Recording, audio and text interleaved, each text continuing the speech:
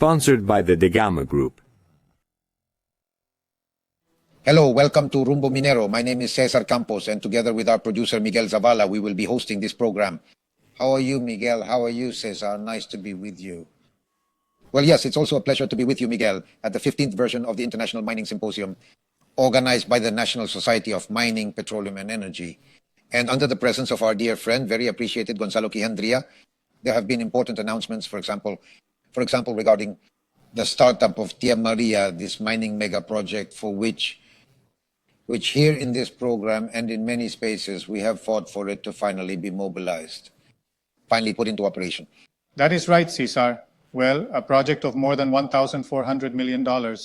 Very important announcement. We are going to see what is going to happen in the following days. Raul Yeco has already announced that this project would start construction. Raul Yeco, Santa's representative, whether it is at the end of the year or at the beginning of the year 2025. Also, Minister Romulo Mucho has also announced that the Conga project is once again entering to carve. We are also going to see what is going to happen with that project. It is important to announce that copper production could also reach 3 to 3 million tons this year. And to have an approximate mining investment of $5 billion for the current. Well, the negative news, but it is like rain on the rain, isn't it? It has been the announcement that has been publicized this week, very unfortunate, in which the Fish Rating Agency downgrades even more the state-owned Petroperu's rating, isn't it? Petroperu is bankrupt. There is no way of being able to explain, as some foolish bureaucrats sometimes do, who think they are going to come and fool us about the real dramatic situation that Petroperu is suffering. Here, and well, there is still no clear answer from the government as to what is going to happen with this company. Last week, we had Cesar Gutierrez, who was recommending the liquidation of the company, was to liquidate the company, subjecting it to indecopio. That is correct. Bankruptcy process, right? But well, let's see what decision he makes. What about your government in this matter? No. And it has to be a quick decision because this is no longer bearable. Because at the end of the day, no matter how much they say they generate their own income, we have to assume the Petroperu issue. We all have to assume the Petroperu. All of us, Peruvians. Today, precisely, we will talk about these and other issues with Miguel Incháustegui, former Minister of Energy and Mines, with whom we will discuss what Miguel has mentioned. It is also viable to move forward with Tia Maria. We will question Miguel Incháustegui on the matter, and we will discuss the Conga project in charge of Yanacocha.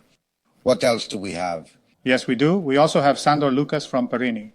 He is a professor of MBA and sustainability programs at Sancon, and we are going to talk about the Fraser Institute's ranking and its impact on Peruvian mining. We will have a very interesting program, no doubt, but first we are going to have the main mining news of the week by Gabriela Sicoma.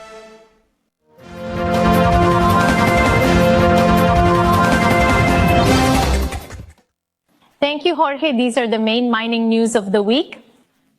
The Minister of Energy and Mines, Romulo Mucho, was in favor of making changes to the prior consultation law, which is required to move forward with exploration and exploitation projects.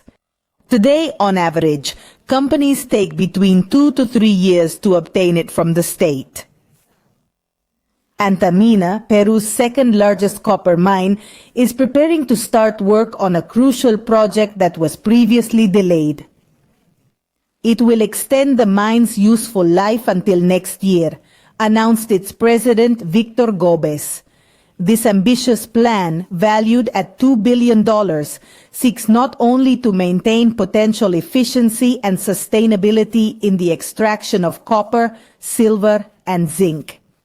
As an example of the high-performance culture that creates innovative solutions in its production process, Cerro Verde has obtained its 11th patent from Indecopi for the detachable device called split reel, which allows the removal of the cable or canvas belts, thus improving safety standards, the execution time of the tasks, and generating savings in the mining operation.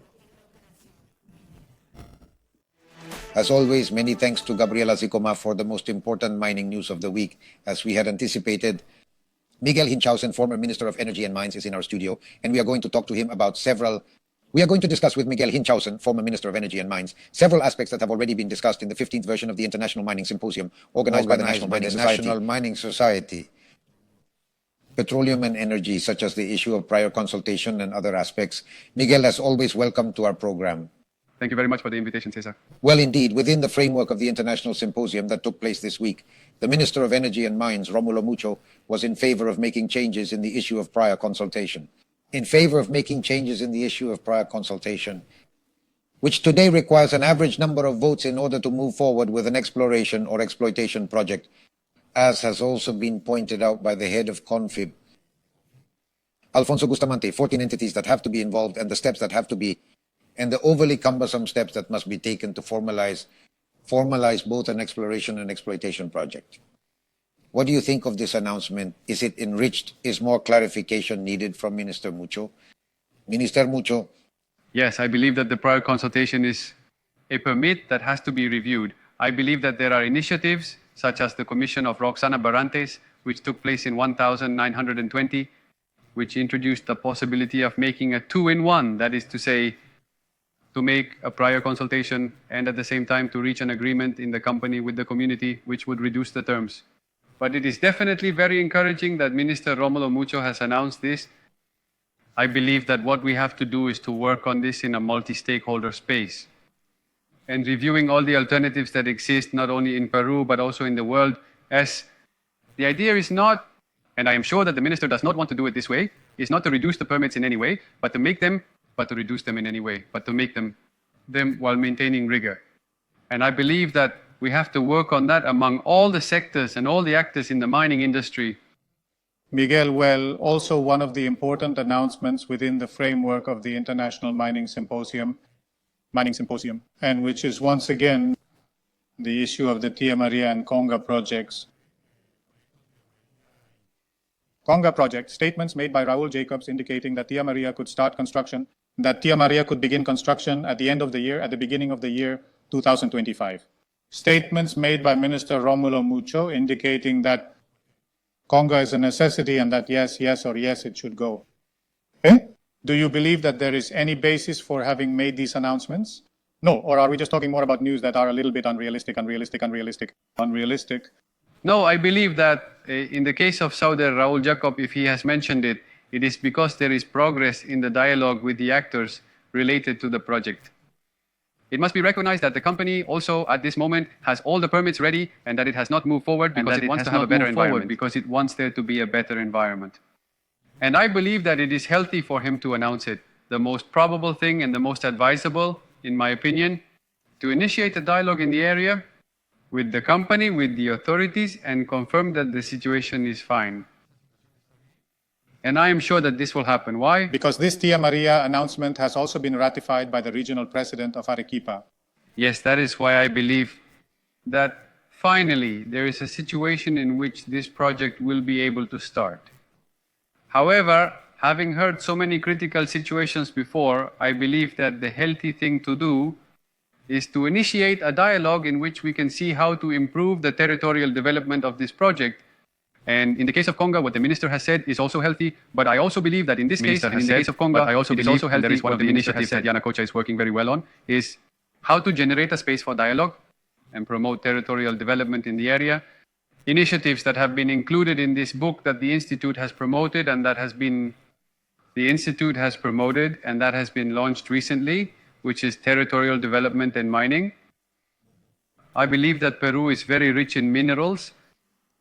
Mineral prices are rising.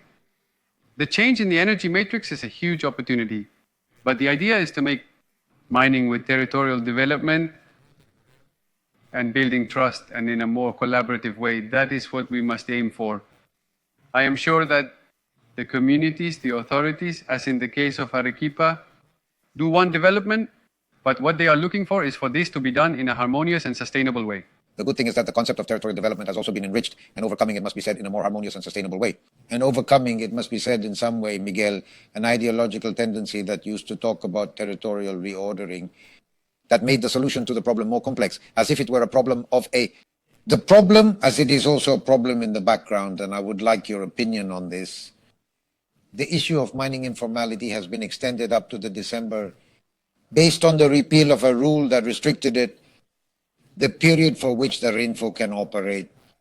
RINFO is also highly questioned because of the attitude that it sometimes gives to the presence and above all the operation of the sector, not just informal but illegal, which is already having so many negative, and that is bringing so many negative consequences for mining development. Mining development. Minister Mucho has even announced that the model for the promotion of informal artisanal mining is going to have some changes. The ASM regulation is going to be changed. I wanted your opinion on this. Do you think the minister has been clear? What is missing? What would you suggest as former minister? I think that we have to be clearer in the sense that illegal mining has to be combated with force.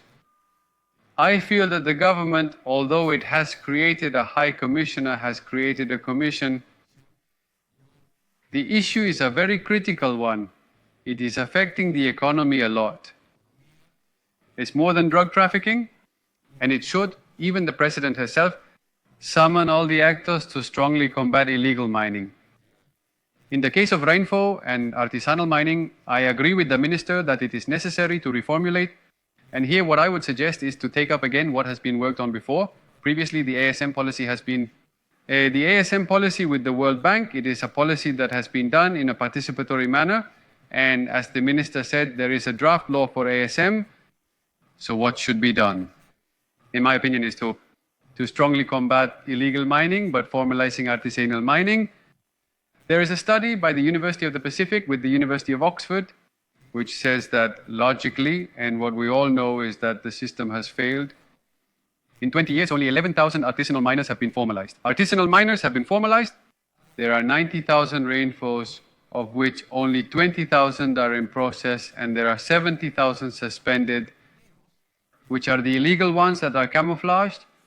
And what should be done is reformulate this law to promote a more sustainable ASM, an ASM with the SDGs. And what the University of the Pacific with Oxford proposes is to generate a space for multi-stakeholder dialogue. The possibility of generating employment in artisanal mining is between 300,000 to 500,000 people. So, I believe that this is another issue that should unite all the actors in Peru. We have talked about important news on the subject of investments, but on the other side of the coin, there is also the Fraser Institute's rating and ranking. Not that after 22 years we are at the lowest rating, even below countries such as Ecuador, Colombia, and with Bolivia right on our heels. In this case, what should be the work of the government to be able to revert all these problems? All these bad figures, right? And this international perception that obviously scares off mining investments. Yes, Miguel, that is not very positive news. It is sad to see that year after year the rating is being lowered. Peru has, from the geological point of view, an enormous wealth, but there is still a lot to explore. But I believe that the issue of illegal mining, for example, in my opinion, has had an impact on this evaluation. The other issue is the governance that exists in the country, with a very weak government, with the legitimacy, a very weak government with the legitimacy that it has. So what should call us to reflect is how to promote mining in a more articulated way, to promote mining together with territorial development, and in parallel to combat the scourge of illegal mining. I believe that this drop in the friction survey can be easily reversed if we join together to focus on how to promote mining, but also combat, in this case, illegal mining. Very well. And how to do it in this last part? What would be your opinion? We still have to organize in a transversal way the fight. For example, the whole region of La Libertad has been declared in emergency. What for? Why does everything continue? No, I believe that it is not an easy issue. It is a complex issue. But I feel that every time something happens in Patas, the subject is immediately brought up again. 2 weeks go by and the subject is forgotten, and that should not be like that. In other words, we know where the illegal mining is. It is known that short, medium, and long-term planning is needed. It is known that resources are needed. We have already commented before that, unfortunately, in the national budget, instead of increasing the budget to combat illegal mining, it is being reduced.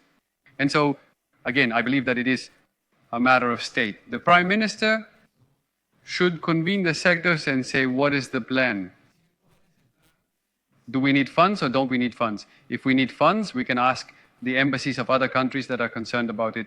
Even, I'm sure the companies, if they see a plan with metrics and with the resources needed, they could be encouraged to collaborate, because at the end of the day, mining for the population, there is no distinction between illegal and illegal, unfortunately. So illegal mining must be combated in order to promote more sustainable artisanal mining. Sustainable artisanal mining that can be focused on the SDGs, that can generate that amount of employment that I said. And by the way, we also know that mining projects and mining operations now have problems with illegal miners. So this is a scourge that we all have to fight. And in my opinion, what is lacking is a sense of urgency, more budget and planning, not only from the Ministry of Egimena, but with the other sectors as well. What do you mean by that?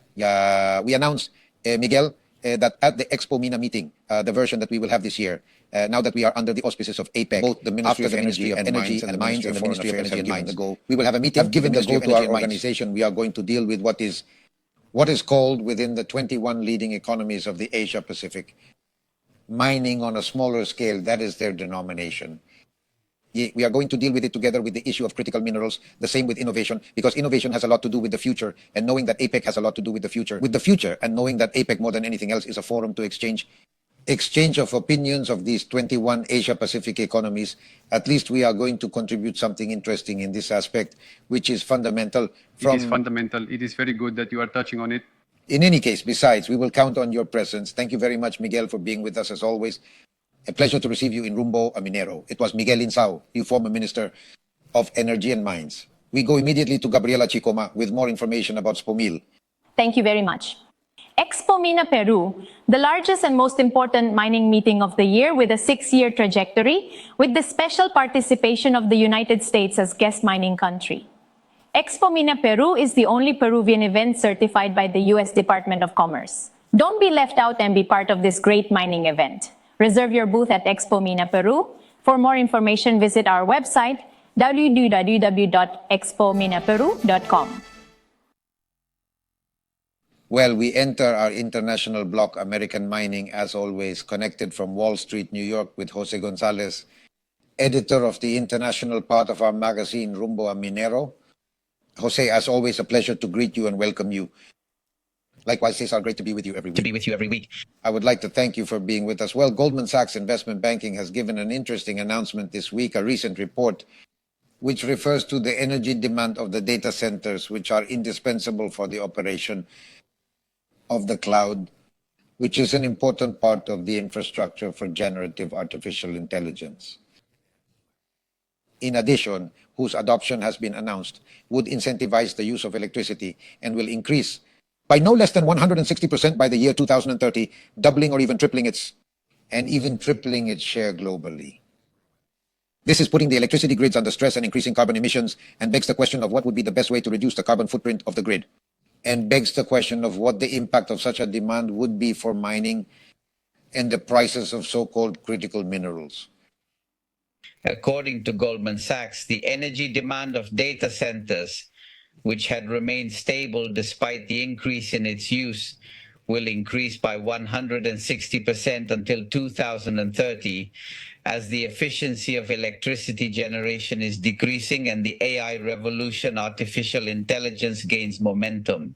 Currently, according to the investment bank, data centers globally account for 1 to 2% of global electricity demand and could reach 3 to 4% by the end of the decade.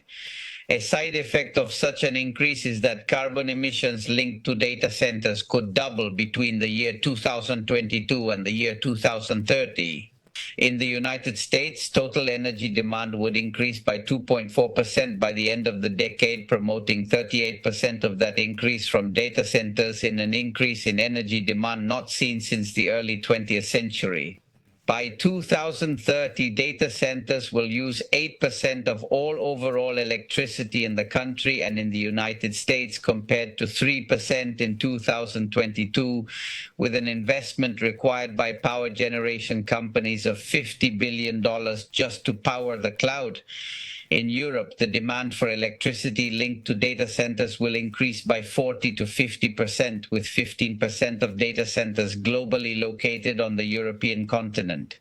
By the year 2030, the electricity demand of European data centers will be equivalent to the electricity consumed by Portugal, Greece, and the Netherlands combined.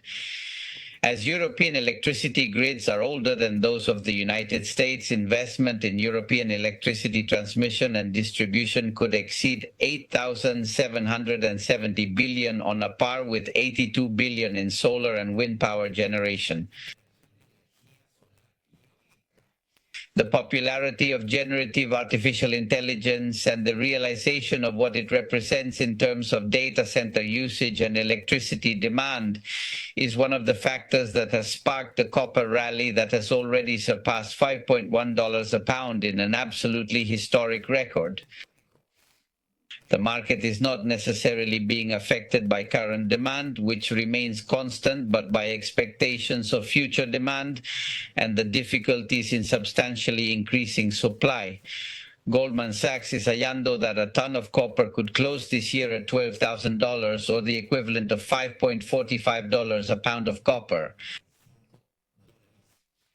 $5.45 per pound of copper. Good news for it. Miriam, also excellent, Jose. Well, and continuing with the information from Confemin in the framework of Expomina 2024, we would like to know a little bit more about what the Project Management Forum is going to consist of. The project, Jose. My pleasure, Miguel. The Peruvian potential in terms of copper production is unique in the world due to the size of its reserves, second in the world after Chile and larger than those of Australia, and their miniable capacity. According to Rainbill, Peruvian copper production could increase by 2 from 2.74 million metric tons in 2023 to 3.31 million metric tons by 2030, including the Antapacay, Ampliación, Toromocho, Las Bambas, Shakira and Las Trancas, Río Blanco, Tía María, La Granja, Conga and Galeno projects, Conga and Galeno. Each project involves geological, engineering, regulatory, environmental, and social challenges that each mining company in charge of them must face and solve. Thus, the Project Management Forum seeks to bring together representatives of the most important mining companies operating in the Americas to provide details on the projects and expansions that are generating the greatest expectations in the region and the status of projects currently under development. We are honored that the forum will be chaired by Jorge Mesa, Chief Operating Officer. And like all the other forums, it will have 4 members specialized in the subject who will discuss with the leader the dynamics linked in this case to project management. Jose, as always, thank you very much for such valuable information, and we will be connected next week. Always a pleasure. All right, Jose Gonzales from Wall Street, New York, bringing up also, Miguel, such an important topic that you have highlighted in the preceding week, the increase in the price of copper to world euphoria. This was the headline in the newspaper, Gestion. The Lima Stock Exchange, which has also led the Lima Stock Exchange to a demand to an increase in the price of copper in mining shares. Copper, as Jose Gonzales had been announcing for a long time, is gaining a very important value. Copper, as Jose Gonzales has been announcing for a long time, is gaining a very important value. And we have projects such as Tía María that would generate a rising production. Don't forget to always tune into our magazine, Rumbo Minero. You can even download it free of charge through our webpage, www.rumbominero.com, with all the information provided to us by both Jose Gonzales from New York, as well as the most relevant that we can generate from the week's mining news. Mining news of the week. Mining course. Well, that's right, Cesar. It's time to turn to the AMSAC Mining Assets block. Activos Mineros. AMSAC is a Peruvian public company with a great purpose: to give life back to the planet. Thus, we are dedicated to contributing to the sustainable development of the country through mining environmental remediation. At AMSAC, we recover areas affected by high and very high-risk mining liabilities, which are abandoned or where the state has not identified those responsible. In this line of work, today we are present in 11 regions of Peru, with a portfolio of 65 remediation projects, which are located in different phases. Promotion of private investment. At AMSAC, we represent the Peruvian state as counterpart of the transfer contracts of important mining projects, and we also supervise the fulfillment of the commitments and obligations that are part of these processes. Today, we are leaders in business management systems. Among the 35 companies of the FONAFE Corporation, we are certified ISO 9001 in quality management, ISO 14001 in environmental management, ISO 37001 in anti-bribery management, and ISO 45001 in occupational health and safety management. At AMSAC, sustainability and care for the planet are our DNA, and that is why we are proud to contribute to creating a better world through the recovery of air, water, soil, and ecosystems impacted by mining liabilities, and thus contribute to 10 of the 17 Sustainable Development Goals by the year 2030. Giving life back to the planet is more than a simple phrase for us. It is the guide of our daily actions, with which we have a positive impact on the lives of thousands of Peruvians, and through them, on our country. Very well, in the second interview of Rumbo Minero, and as we had announced, we are pleased to present Sandor Lukacs from Pereny, and he is a professor at the MBA and the Sustainability Programs of the University of Peru. And Sustainability Programs at ESAN, we are going to talk about the dramatic figures that he gave us, and which we also reported last week on the Fraser Institute's ranking, its impact on Peruvian mining, and of course other issues related to this point. Welcome, Sandor, to our program. It will be a pleasure for Miguel. A pleasure. Well, before we get into the Fraser Institute's figures, let's first talk about the indicators given by the National Institute of Statistics and Informatics of our country. And informatics of our country, the INI, regarding the increase in poverty, especially extreme poverty, monetary poverty, it should be noted it is not the comprehensive analysis that is usually done by the INI. The comprehensive analysis at the United Nations, this precedes, in any case, what the Fraser Institute may have indicated to us regarding the discouragement of mining investments in our country. Right, yes. Well, poverty in Peru has increased to the levels of the decade of the 19,000. We are talking about 29%, almost 10 million people of Peruvians who are living on a salary, so to speak, of 450 sols a month. And the most worrying thing is also the growth of extreme poverty, with 5.7% of Peruvians living on 250 sols. We are talking not only about poverty, but also about how poor people's quality of life is becoming, as a first point. We talk about the pandemic, we talk about the war in Russia and Ukraine, but there has been no state intervention to be able to intervene in the situation. There has been no state intervention to correct this. That is, we have relied heavily on the macroeconomic system, the bicycle that was pedaling, but it has run out of steam. And you need to inject reforms so that this poverty can be reversed.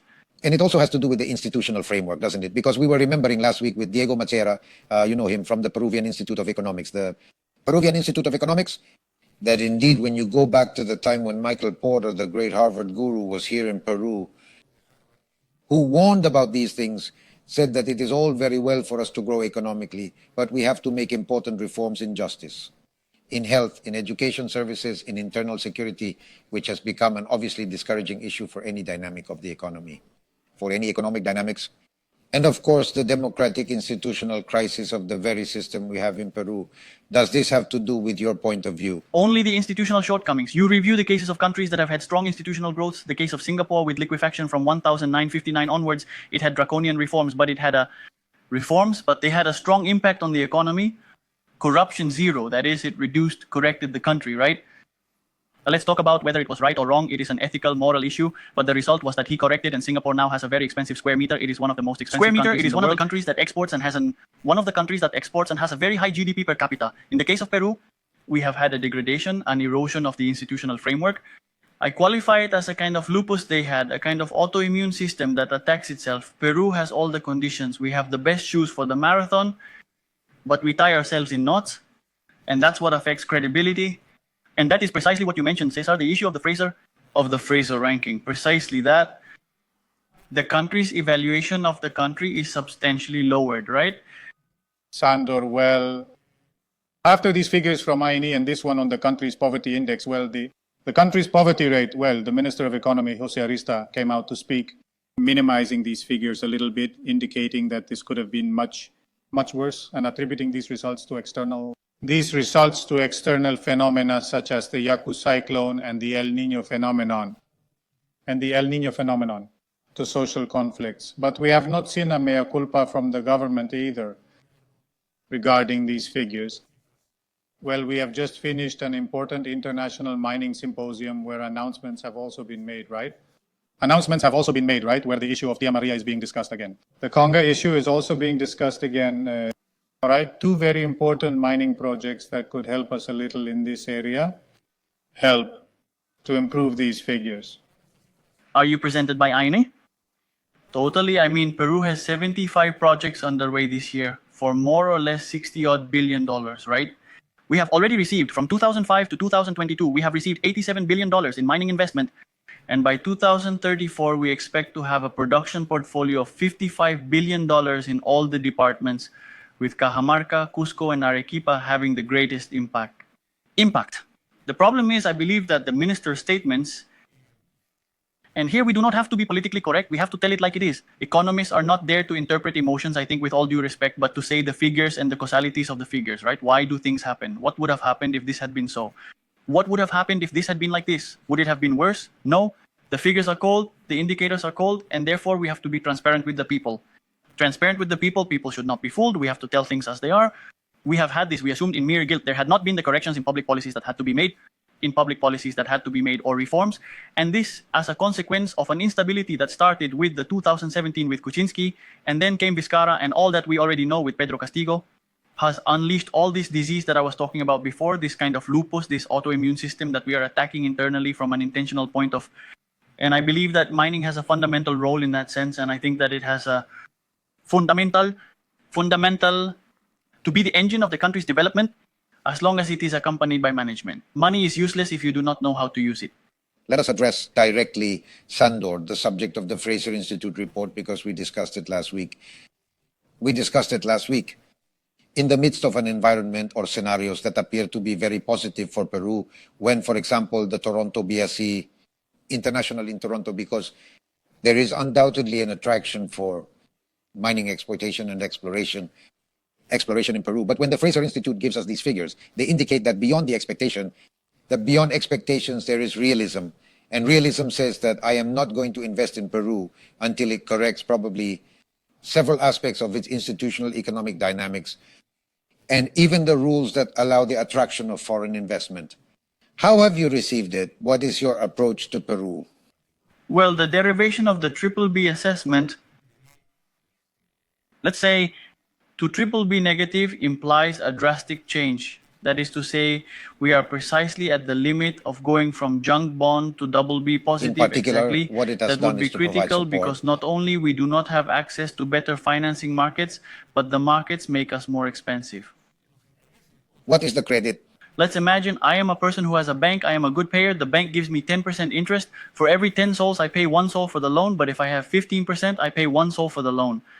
If I have a 15%, 20% interest rate, in the end, it is going to cost me much more money, and not to me as the state, because the state is not an entity that generates money. It is to the taxpayers, to you, to Miguel, to me, those who pay taxes, or those who are basically condemning our grandchildren and great-grandchildren to pay debts and the irresponsibilities that we are generating today. So the issue of degradation in that sense, the ranking that has positioned us, we have fallen drastically. We are below Colombia. We are even below Colombia. It seems that we are rubbing shoulders with Bolivia. The issue is not to avoid falling into the double B. The issue is not to avoid falling into the BB+, the positive one, because there we are in trouble. We lose credibility, and mining, in essence, is a sector of trust, both for investment and for execution with communities. Without trust, there is no mining. It would seem then that also in relation to the issue of informal and illegal mining, this Ministry of Energy and Mines has announced that in any case, the Ministry of Energy and Mines has announced that in any case, the reinfo would end this December. and that it is rather working on promoting the law for the formation and promotion of small-scale and artisanal mining. What should change? No, because we are simply talking about names. No, but already in a substantial way so that mining formalization can work once and for all, can work. And also of all these informal miners that have been left in the middle, that is to say, whose reinfo is suspended? What is going to happen to them? It is a complex question, and I'm going to break it down as articulately as possible. We have to look at things from two perspectives. First, REINFO, which is the Integral Registry of Formalization for Mining, has or had a very positive rational model to agglutinate and give formality and traceability to mining, to avoid and reduce the illegal issue, the dynamite issue, all the issues we have seen of human trafficking, everything we already know. However, in the application, and this again, I go to the figures, in the application has been, as Roque Benavides points out, it has been a failure. It has been a blank piece of paper. The extension is not going to solve the problem. The extension will simply is going to allow, it's like when they tell you it expires on such and such a deadline, people wait for the last moment. It's not going to change. It's a bit of an idiosyncrasy And this issue. is a whim of the Congress as well. I already expired on the 24th. They have extended it to the 31st. So I think that extending something that doesn't work is simply fooling yourself. It's like the structure that puts your head in the ground. It doesn't work. Regarding the ASM, the issue of mining formalization, we must understand, as you rightly mentioned, the productive chain. We discussed this in studies. You have a chain of mining intermediaries that supply medium-scale mining, and these are people who are stockpilers who are becoming formalized. The point is, what happens to those people? The idea is that these people should be reintegrated and formalized. Romulo mentioned a lot in an interview that he was given. He talked about that we also have to listen to the communities. What is the benefit that these mining companies generate locally? Because it is not only the access to the issue of formality, but it is also the benefit generated to the community. That is to say, just as it is demanded of the large mining company, small mining companies must also generate traceability and a local economic impact. In short, I believe that REINFO has not had the expected impact. Victor Gomez also mentioned he has presented a proposal to Congress to modify certain regulations. Last year, the legislative decree was published, which supplanted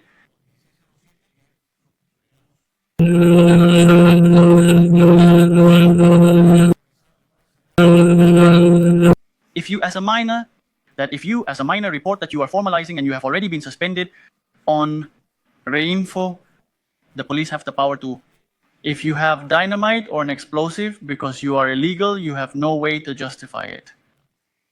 That's the gray line. How do we to handle these very fine social threads, but also not to fall into the stupidity of to let ourselves be carried away by the impact. Sandor, thank you very much. Your opinion is very enlightening. And of course, we want to count on your presence in future editions of Rumbo Minero. With pleasure, Cesar. A pleasure. Miguel, thank you for the opportunity. So Sandor Lukacs de Pereny, Professor of the MBA and Sustainability Programs at SAC. We are going with Gabriela de Pereny of SAC. We go with Gabriela Chicoma and more information about Expo Min. Thank you very much. Expo Mina Peru, the largest and most important mining meeting in Peru in 2024 with 16 years of experience. Do business with the mining sector of Peru and America. Expo Mina Peru from September 11th to 13th, 2024 at the Yoken Lima Exhibition Center. Portfolio of mining projects in Peru for more than $53 million and portfolio of mining projects in America for $450 million. Invest with the leaders. Participate in Expo Mina Peru 2024. For more information, check our website www.expominaperu.com. Paltarumi, a company dedicated to the acquisition and processing of gold ore committed to sustainable development and social responsibility. We guarantee full traceability of our products. We use state-of-the-art industrial technologies that allow us to guarantee efficiency in the production process, maximize our resources, and protect the environment, fulfilling our commitment to preserve nature. Paltarumi SAC. Together we are better. Well, we come to the end of this program of Rumbo Minero, Miguel. Our guests have given very interesting approaches about what is precisely a concern already expressed at the International Mining Symposium. The viability of the Tiama project, and Incháustegui thinks that this can indeed be achieved. That is right. And the counterpart is the Fraser Institute's ranking, right? In which they also indicate that there has to be more planning, a larger budget, also to be able to get out and revert this current situation with this ranking. Of course. We have to give and not lose the accent on the institutional issue that compromises the discouragement of investments. The discouragement of investments, this is a fundamental aspect that has also been extensively discussed with our guest Sandor Lukacs de Pereny. Well, that's all for today in Rumbo Minero. Don't go away because we will immediately start with Peru with you.